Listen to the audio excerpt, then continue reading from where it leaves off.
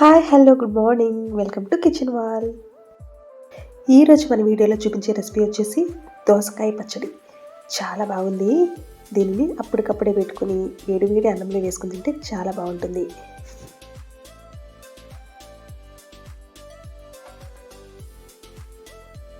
ఇప్పుడు ఈ రెసిపీ ఎలాగో చూసేద్దాం.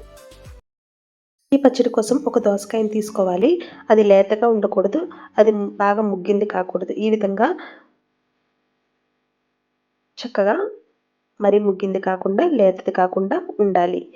ఈ విధంగా కట్ చేసుకొని ఇందులో ఉన్న విత్తులను మొత్తం కూడా తీసేసుకోవాలి.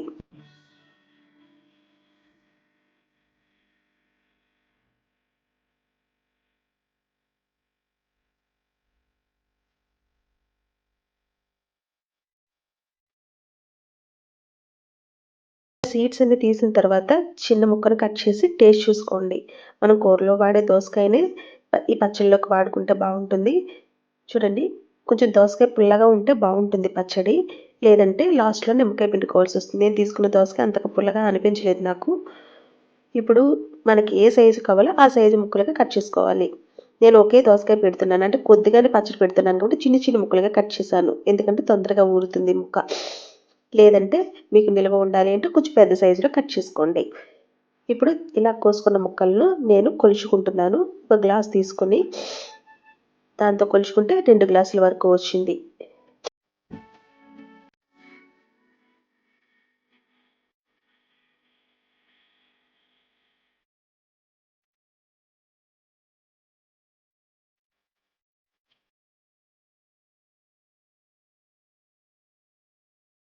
ఆవాలను తీసుకొని మిక్సీ జార్లో వేసుకొని మెత్తని పౌడర్లా చేసుకోవాలి. బాగా మెత్తగా చేసుకోవాలి. మీకు ఎంత వీలైతే అంత మెత్తగా. పచ్చి ఆవాలని తీసుకోవాలి, ఫ్రై చేయకూడదు. ఏ గ్లాస్తో అయితే మనం దోసకాయ ముక్కలు కొలుచుకున్నామో అదే గ్లాస్తో హాఫ్ గ్లాస్ ఆవపిండి, హాఫ్ గ్లాస్ కన్నా కొద్దిగా ఎక్కువగా కారం, హాఫ్ గ్లాస్ కన్నా కొద్దిగా తక్కువగా ఉప్పు వేసి 3 కలుపుకోవాలి.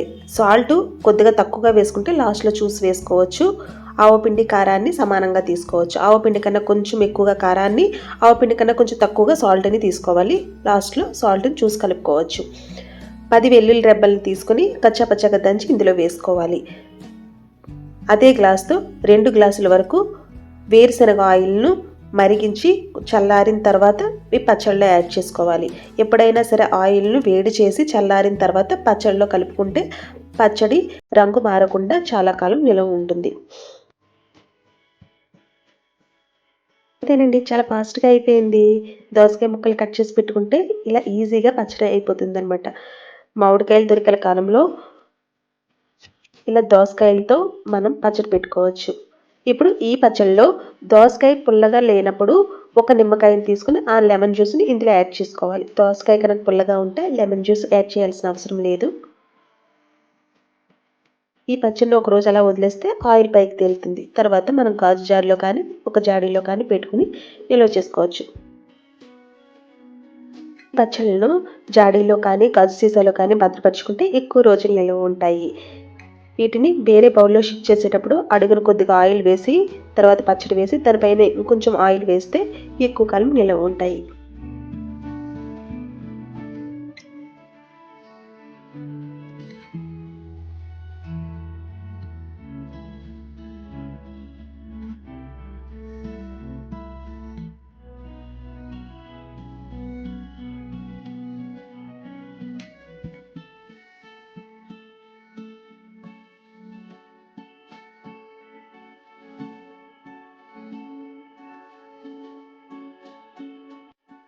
Thanks for watching.